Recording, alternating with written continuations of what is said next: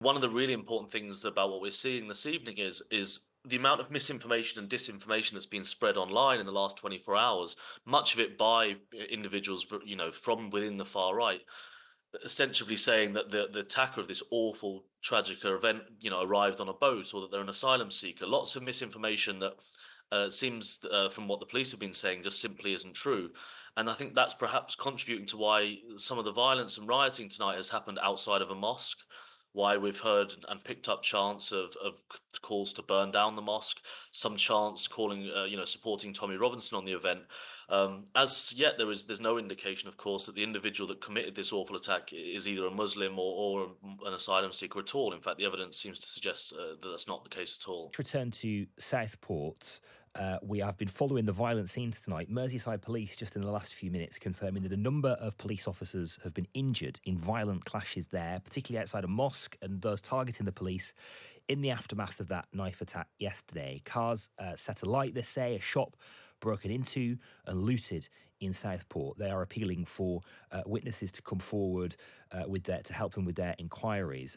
Also confirmed earlier that members of the EDL, the English Defence League, appeared to make up at least a significant proportion of those people who were partaking in that violence in Southport tonight. Let's speak to Joe Mulhall, who is director of the research group Hope Not Hate, an organisation who campaign against the far right.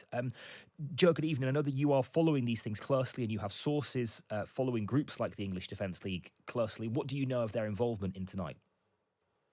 Well, the English Defence League one is a strange one in that the English Defence League doesn't actually exist anymore and hasn't done for some time. That said, we have picked up individuals, well known within the organised far right, some of which are kind of close associates of the far right extremist Tommy Robinson, who previously ran the English Defence League. We know that some of those individuals are present. We've also picked up some individuals from an organisation called Patriotic Alternative, which is an explicitly fascist organisation that we know. We've seen some individuals that have been involved in the events this evening as well. And then throughout the last 24 hours or so, we've been monitoring really closely large numbers of far right individuals and groups spreading and disinformation online, which in some ways is very likely to have contributed to the events tonight. That's interesting. You said patriotic alternative.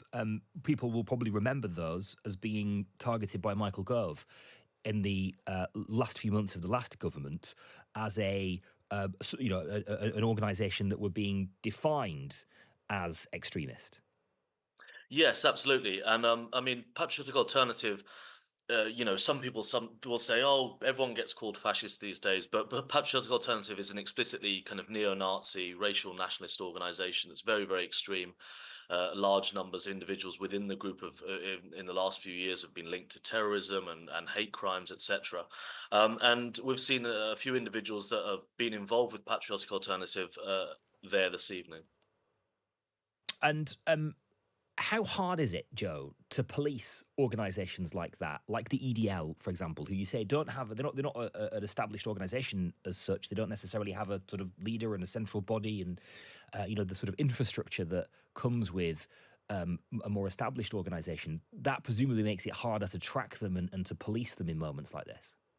Yeah, because the far right is a mixture of what you might call as traditional far right organisations, groups like Patriotic Alternative, Homeland, Britain First. These very traditional groups that have structures, but nowadays, as you say, there is this massive kind of decentralised activists that still organise and operate in far right ways, but outside of the confines of traditional organisations. They're still engaging in anti-Muslim prejudice. They're still, in some senses, turning up at demonstrations and the like, but they're not necessarily a member of a specific organisation. And that obviously makes it harder for groups like ourselves to monitor them, and I'm sure it's the same for law enforcement. But I think one of the really important things about what we're seeing this evening is the amount of misinformation and disinformation that's been spread online in the last 24 hours, much of it by individuals, from within the far right, essentially saying that the attacker of this awful tragic event, arrived on a boat or that they're an asylum seeker. Lots of misinformation that seems, from what the police have been saying, just simply isn't true.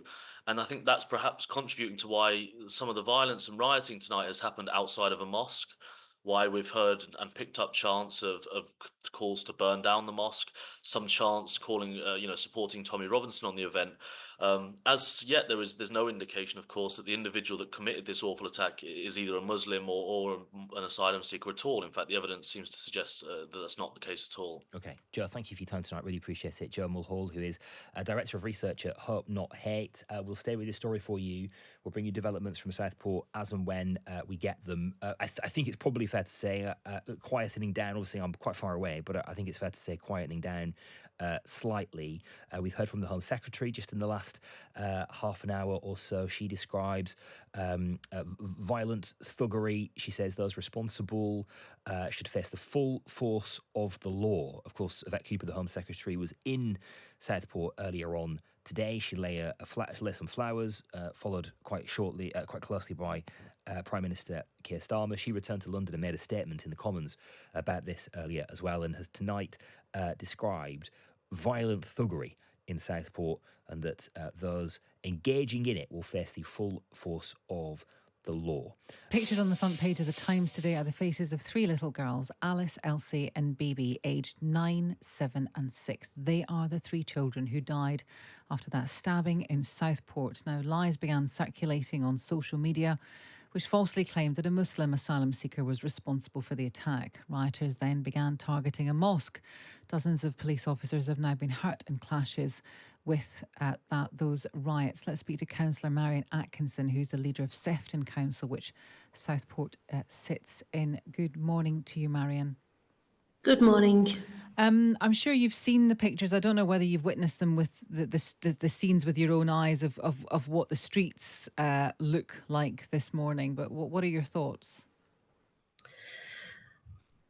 So their message of division is against everything that we stand for in Sefton. It's not what we are. The community is not what we are. And you know, there's no room for it here in Sefton. I'm just reading what Jenny Stankham wrote online. I'm sure you've seen this. This was in response to what was happening, and she's the mother of one of those girls. She said, "This is the only thing that I will write, but please stop the violence in Southport tonight." Do you think that will help? Do you think that the kind of people who are doing this are going to be the kind of people who will listen to this poor woman who's going through the worst time of her life? You're right, as if that woman hasn't got enough to deal with at the minute. It's absolutely shocking.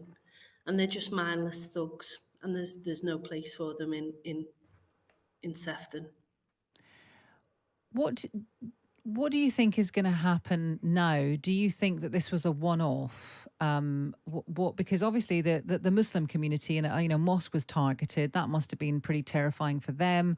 And then also people are just opening their front doors and seeing what was going on last night and the mess of it this morning. What kind of measures are in place to stop this from happening again, or can you stop it from happening again?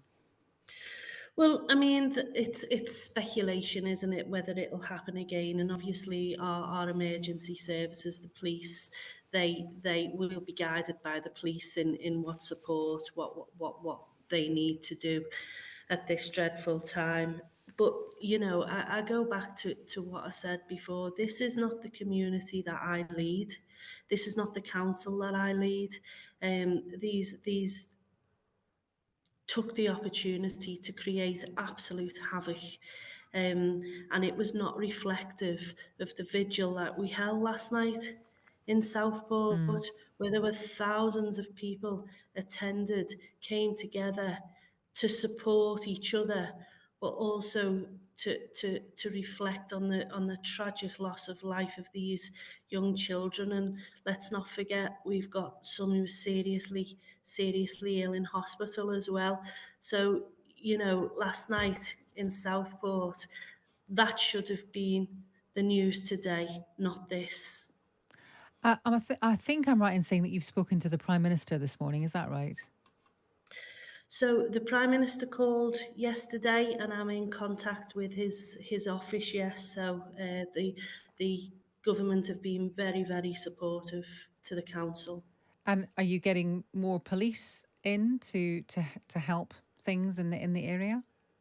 So the police, I understand, were resourced last night, and they were supported from other boroughs and other districts and other areas of the country. So I understand that that's the case. Okay, Marion, thank you for talking to us. That's Councillor Marion Atkinson, who's the leader of Sefton Council.